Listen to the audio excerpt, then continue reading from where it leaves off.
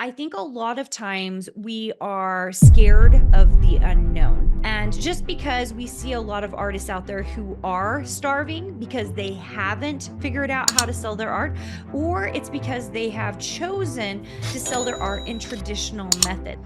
Here's the number one thing: it's medium. So if you take your artwork and you put it in a format that we call usable, most of us artists, we have it down. We can make things beautiful.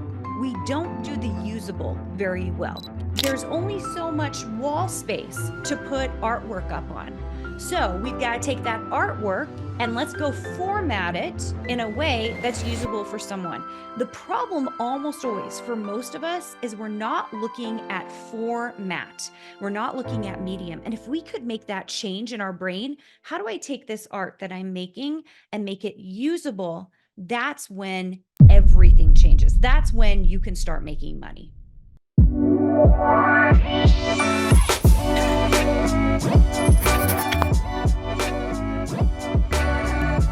Welcome to today's episode of Influence by Design. I'm your host for today, Samantha Riley, and I'm really looking forward to interviewing Carina Gardner today. And I'm really looking forward to this conversation because Carina is a creative, and we're going to talk more about what it is that she does. Why I'm excited about this conversation is, as coaches, as experts, as practitioners, I think there's this little pull to want to be creative. And why I think this is amazing is that right now, especially in this world of AI, is going to be our secret sauce. And when we can cultivate and nurture this creative side, it's really going to have us standing out. So Carina, welcome to the show. It's great to have you here, and I'm really looking forward to this conversation, as I just said. I am so excited to be here. I'm excited to talk about creativity. And I think a lot of people are going to be able to take what we say today and really run with it, do some really cool things so that they can stand out. Absolutely. No, you've got a beautiful background there. I know if you're listening, you're missing out, but if you're seeing this, I am a creative. I owned a dance studio for 20 years, as most of my audience knows. I used to love the costume design, the set design. I am a closet scrapbooker. I absolutely love scrapbooking. You know, you design fabric, you do all these beautiful things. I'd love you to share sort of that creative and how that flowed into business, because there is as we were talking about before we press record, there's this, starving artist narrative that's still out in the world. So take us through like how you got started in what it is that you do and how you brought that into business. Yeah, so I have an interesting background because very, very young, my bachelor's degree is actually in communications with an emphasis in marketing. And I thought I was going to get into the advertising world. I was like, this will be amazing. And at the time, Adobe was brand spanking new. But as these new little marketing communications degree users, we had to use Photoshop and it was awful. It was so hard and awful. But it became very, very clear that whoever could make the visuals look really good was actually in charge of the ad. And I just went, okay, I've got to change something. So I went and got a master's degree in design to help me in advertising. Well, this is the problem. If you go get a master's degree in design, just this is like the hint. You will not care about advertising. You will just want to be a designer. I just had the best time. I loved being a designer. Ended up getting my PhD in design. And before that, I really felt like I would have never tried to be a designer in my bachelor's degree days because I didn't feel like I was artistic enough. I didn't feel like I could draw, but it was so crazy going into it as a master's degree student because I realized the thing that honestly I think everybody starts to figure out, which is design or artistry actually can be learned. And especially with the help of software, there are lots of things we can do to be creative. We just have to figure out the means to get there. And so, unlike a lot of people are always like, you must have been always artistic. I was like, actually, no. I mean, I wanted to be, but I didn't feel like I was. Here I am 20 something years later. People would say that I'm an illustrator. They would say I'm a designer.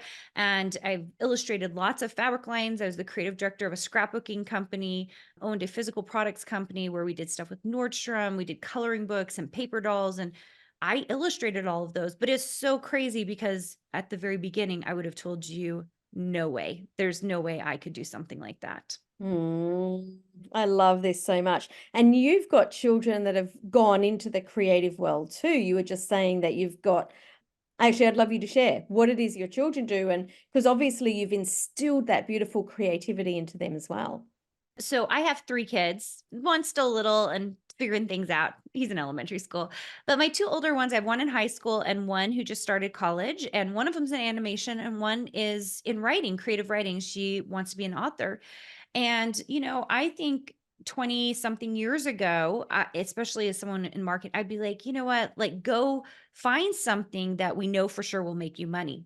Here's the crazy thing. For 16 years, I've owned my own design business. I've made more money than anybody who had like a regular, whatever degree. And the thing I figured out was hard work, consistency, understanding, marketplaces and distribution. You could be a super creative in any field and start making money. Mm.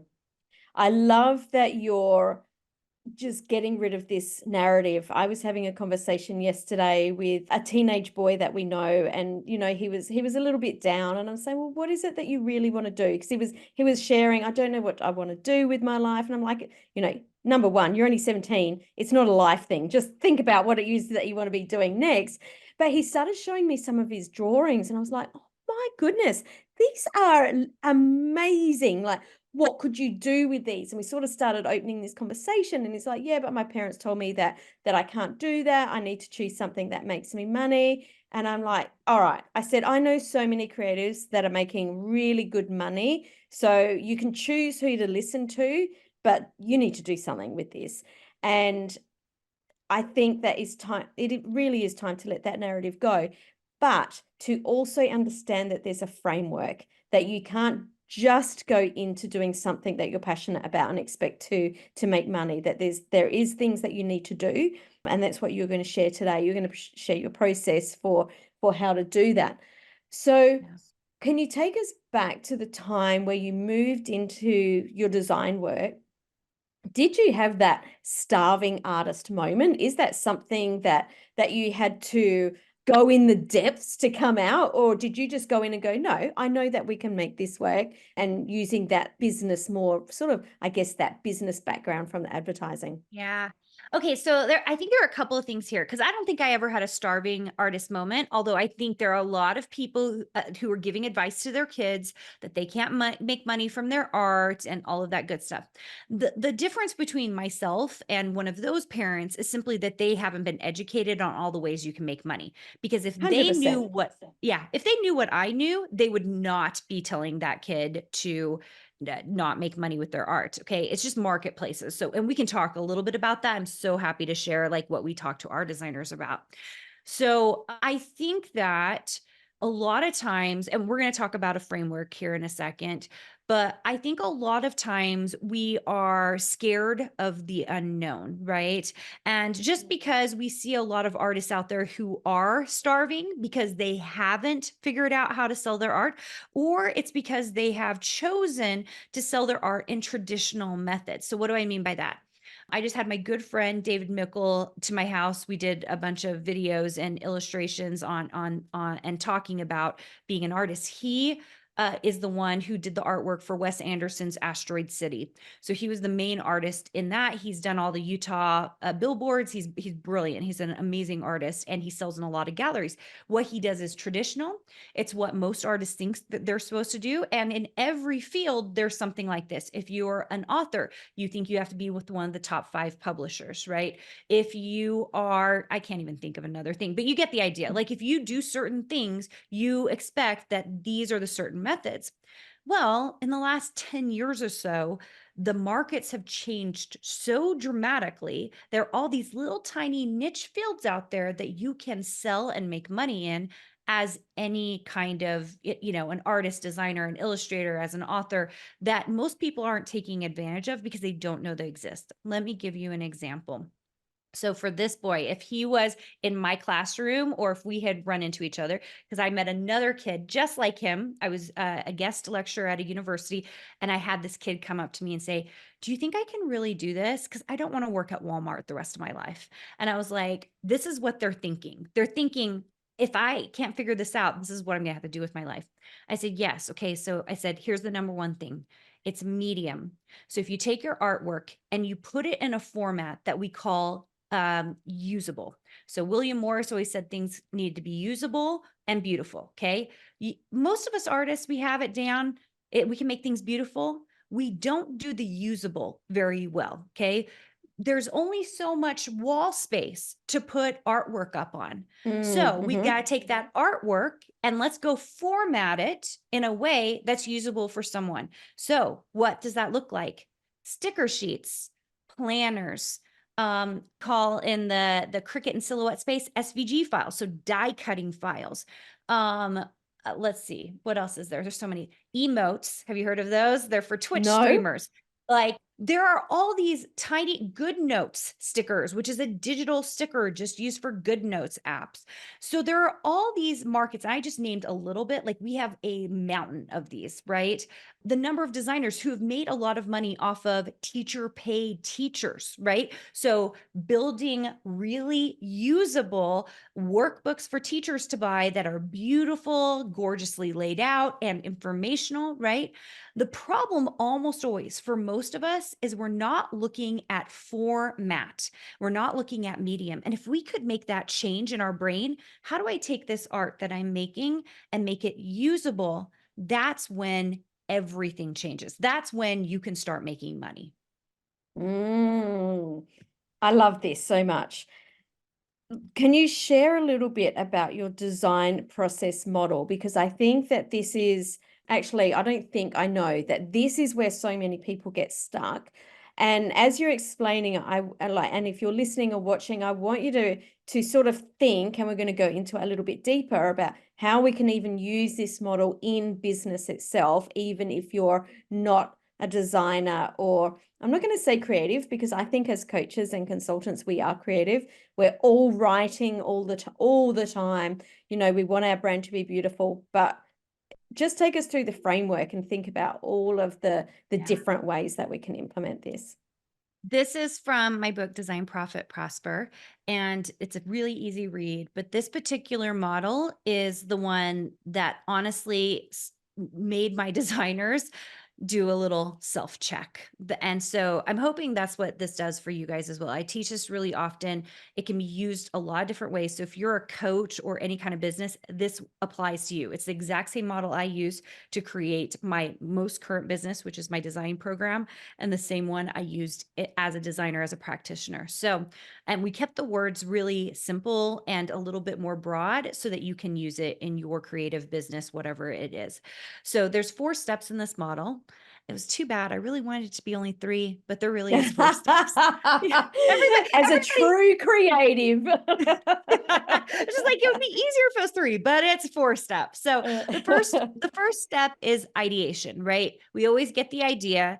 So however you use that idea, it's just kind of sitting and mulling in your head. Maybe you've journaled it out. Maybe you've used a Trello, or an app to like keep all your good ideas. But first is ideation.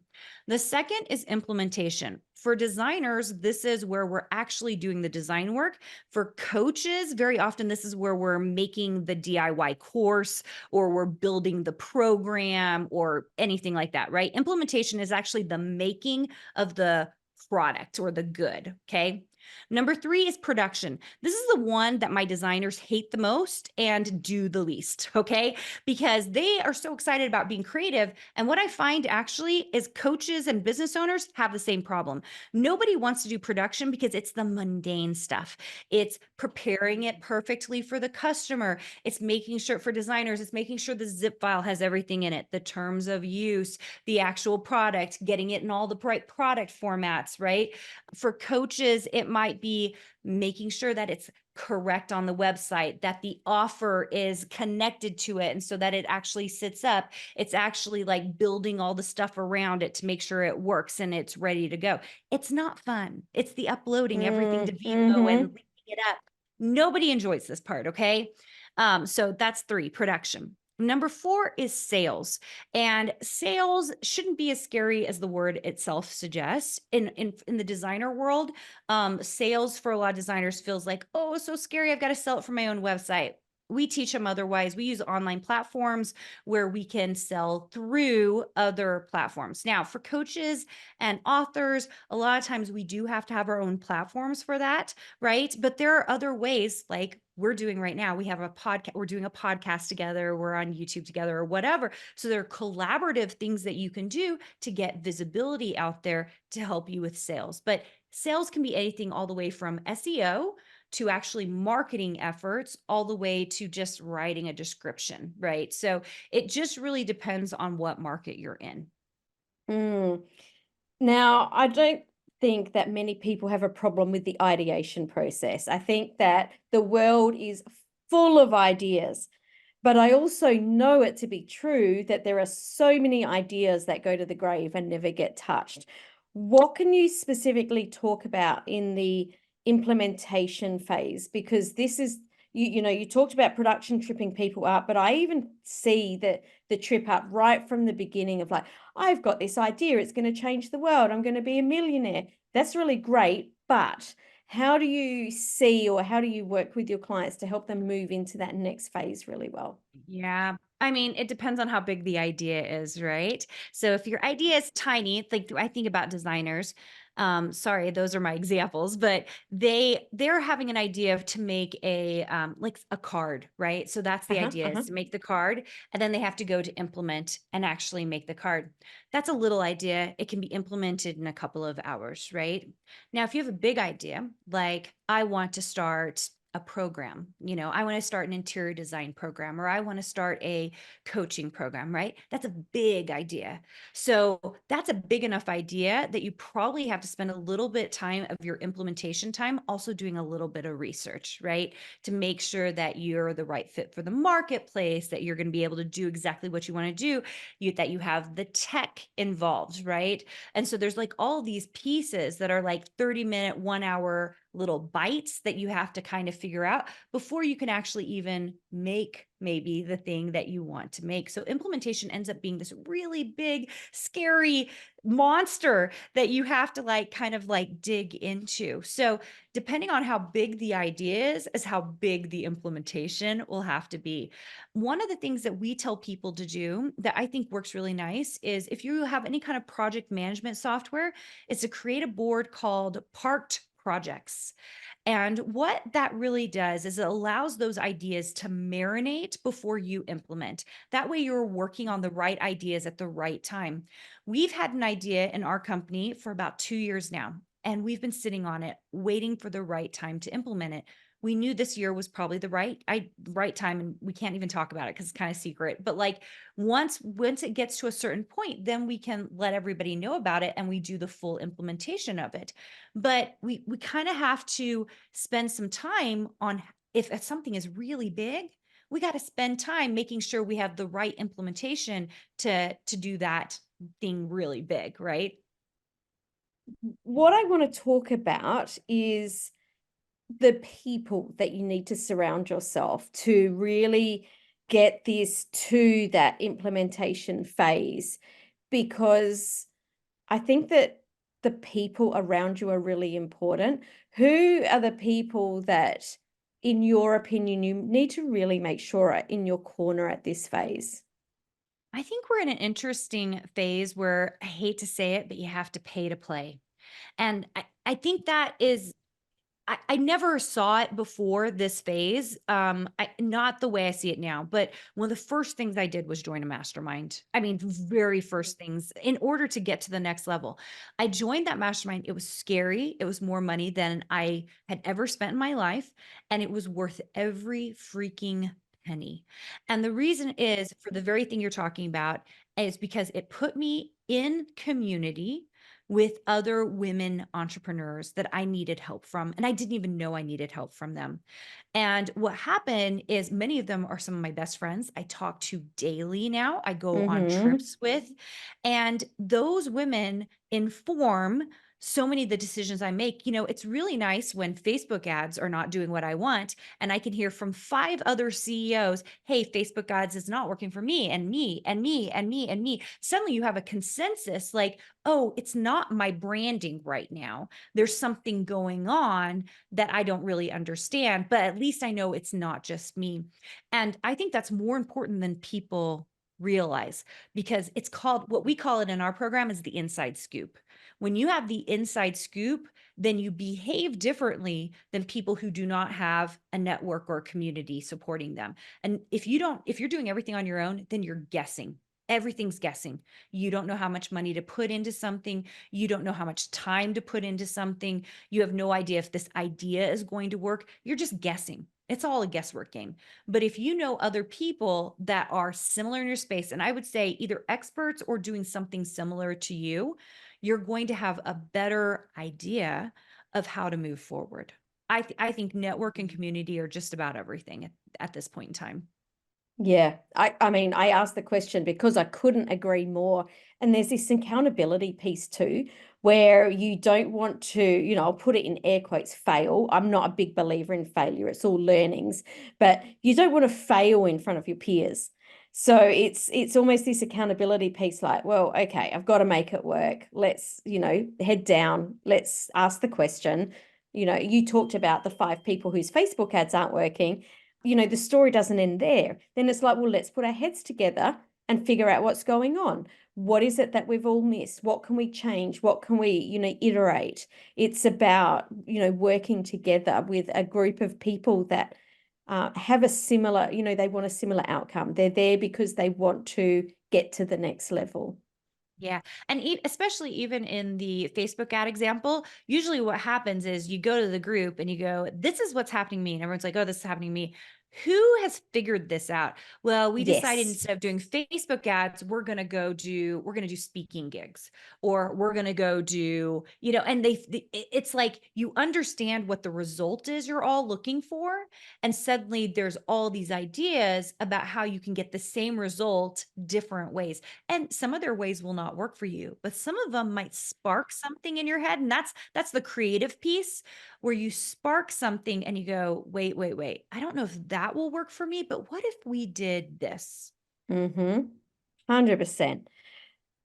Let's talk about the production phase. You said this is the piece that most people don't like. This is the way that I'm hearing it. This is the real logical piece. This is where you have to sort of park your creativity. This is why people don't like it. You're swapping into that left side of the brain. What are some ways that you specifically help your creatives to understand the importance of this and to motivate them to actually get it done? Yeah. So our biggest thing is cycles.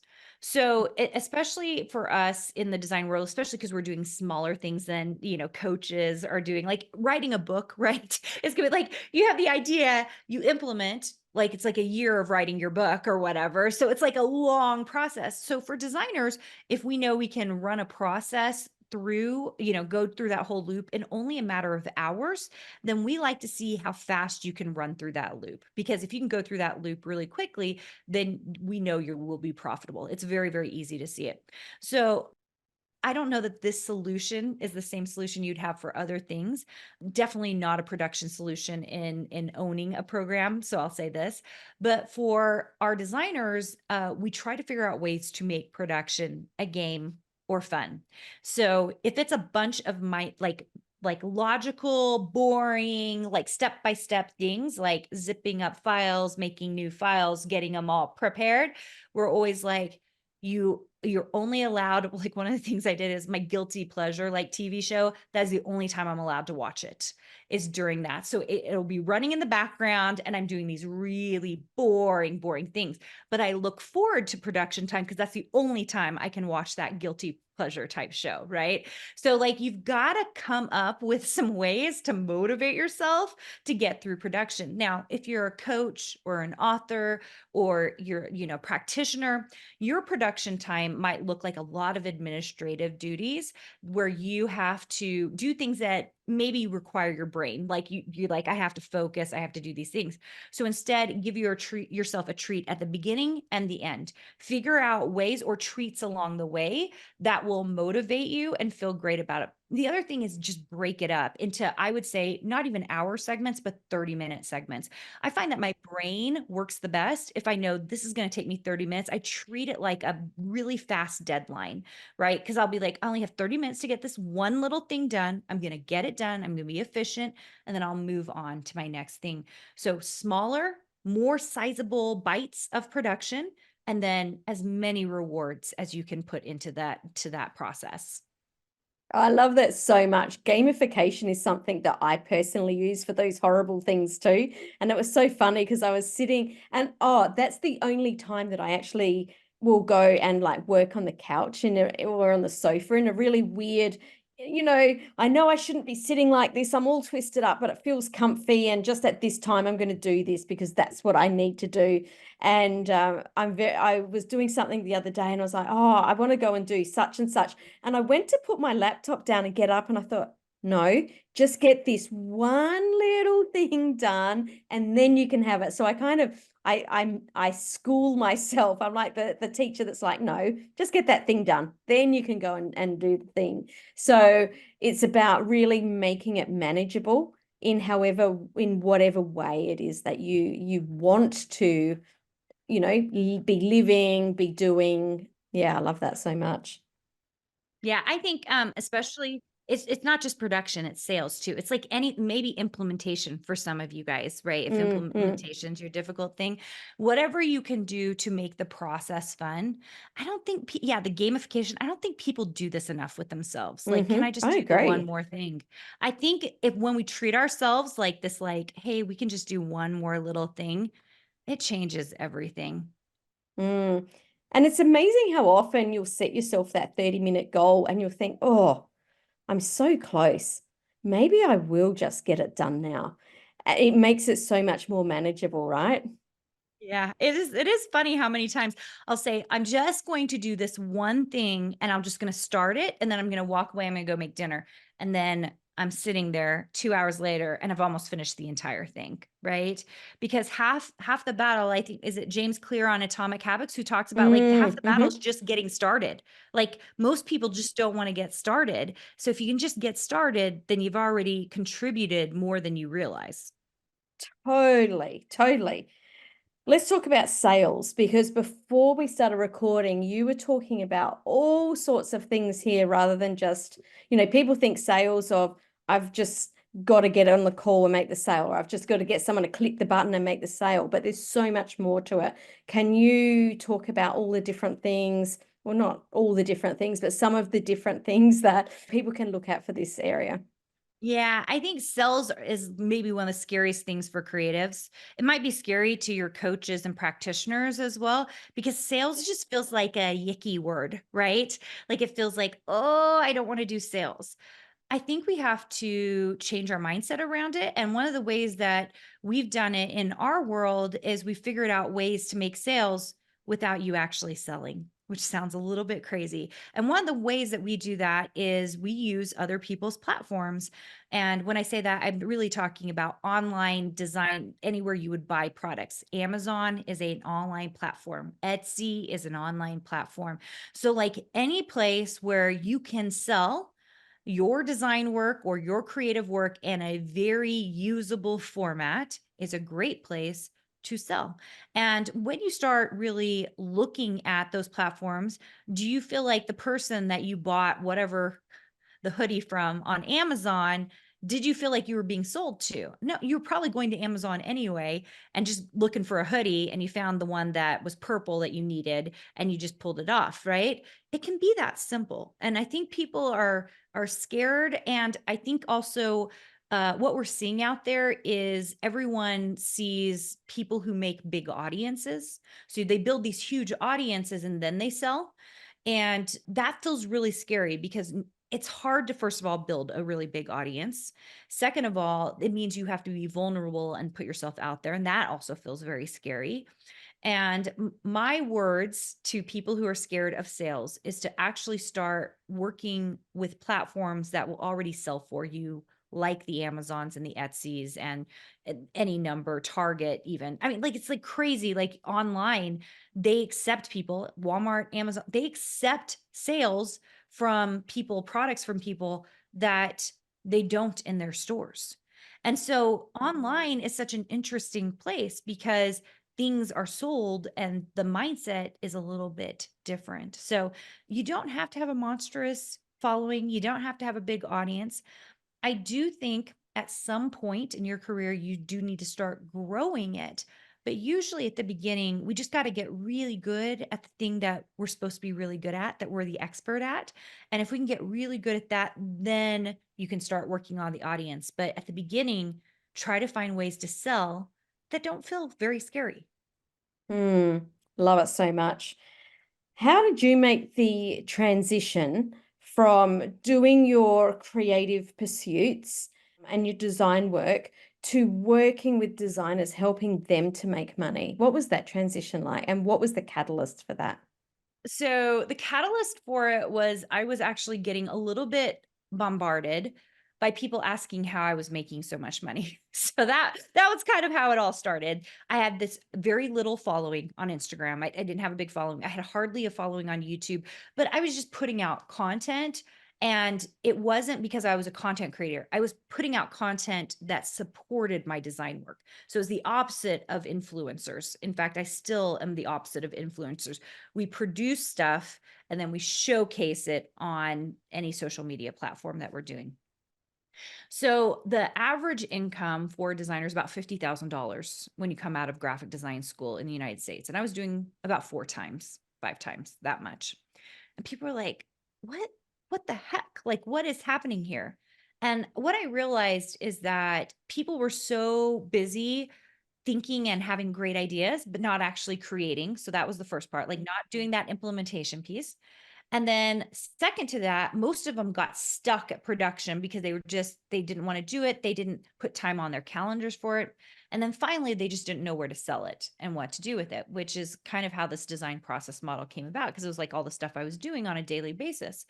And I was like, you know what? I started a design program just to teach people design and how to run their businesses.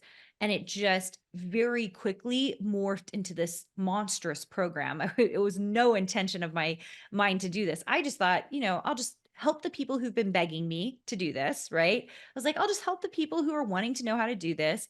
I'll just put a price on it. I'll show up for meetings and I'll just teach them, and it just turned into something totally different. They all started asking me the community piece, right? They said, "Hey, Karina, we see everybody's like design work in our meetings. We're wondering if we can talk to each other." And I'm like, "What?" They were like, "Yeah, can we talk to each other?" And I was just like, "Sure." And so I built them a community. They all like started chatting with each other. They love talking to each other. And then about 3 or 4 months later, they was like, "Hey, Karina, we would like to see each other's faces." And I was just like, "What do you mean?" They were like, "Well, we would like to like see each other and talk to each other." And I was just like, "What?" And so then we started I actually brought my entire program, everyone to that point. I put them in a big meeting together. I said, "This is what I'm hearing. What do you guys want?" And so then they all started telling me, like, "We would like to have meetings together. We'd like to talk to each other. We want to," and I was just like, "Okay, fine." And so then we started putting them in small groups and they had their own meetings so they could talk about their wins, their loses, things they're running into, problems they were having, and they named them. I gave them I was like, "You must name it." And they named it squads. So we have a squad meeting every single month now. And then a year after that, the program's only not even hit 3 years old at this time, which is so crazy at the time of recording this. But a year after that, we took a group of them. We said, "Who wants to, go on a trip together?" And everyone's like, "Oh, we all want to go on a trip together." So I took them to Hamilton, Missouri, which is the Quilt Town, USA, because Jenny Doan said, "Karina, you should bring them all here. It'd be really fun. They could see all these designs and fabric designs. It'd be fun." I said, "Okay, sure. Well, let's do it." And we put them on an app called Marco Polo so that they could all talk to each other while we were on this trip together. And they were like, "Oh, Karina, we love this. We would like this in the regular program. So like everybody can talk to each other." And I was like, "Seriously? Like, why do you keep asking me for this stuff?" And I was just like, "Fine, fine, we'll do it." Because it's so much management, right? Because now we're managing a written community and we're managing and moderating their squad meetings. And now we're managing an app. But I will tell you, You build the best community ever when you do what your community asks you to do. And that's what we Yes. did. And so our community, some of them we can't get them to leave. They all just want to still hang out and be with each other. And I just think the best thing you can do is do what your members ask you to do. Mm. 100%. Listen to the whispers, listen to what people tell you. And community is the stickiness that, people will stay in your programs because of the community. They'll come because of the content, what they want to learn. They will make transformation through what you teach them, through the coaching, but they will stay for the community. And I think that when you build something like that, that will be the most successful part of your program, because people are craving connection and they want to be connected with people that are on a similar journey to them, someone that understands the challenges, the losses, that want to be inspired and motivated by other people that are doing what they want to be doing. And, also family and friends don't understand the roller coaster. So having those people that go, oh my God, we get it. We know what that's like. Even going back to your little Facebook example, when you're in the silo of your business and thinking, what am I doing wrong? Just having other people that you can talk to about that, and then having a laugh about that instead of going into the depths of despair, it makes such Yeah. a difference. Yeah, I do think there's a lot of mental things that go on when you're a business owner, right? You start to doubt yourself. People have imposter syndrome. There are things that feel really difficult and unmanageable. And by having other people on that road with you, it makes a huge difference. And I should have predicted that my community was going to want that, in my design. I should have known because that was the stuff I was looking for. That's why I joined a Yes. mastermind, right? Yeah. Yeah, love that. Now, you've just released a new book. So you talked before about your book, Design, Profit, Prosper, but you've just released a new book, Make Art That Sells. I love your cover. It's so beautiful. Tell us a little bit about that book. Okay, so this book is so fun, and we have something fun for you guys that are listening that doesn't matter where you're at, I think will help you. There's actually another formula in this book. I had a professor ask me, hey, Karina, could you write a book about, because they use the other book at their college. They said, Karina, is there any way you would write a book about customer acquisition? Basically, like, how do you make stuff for customers? And I was like, so how to make art that sells, and that's how the name of the book came out. So how to make art that sells.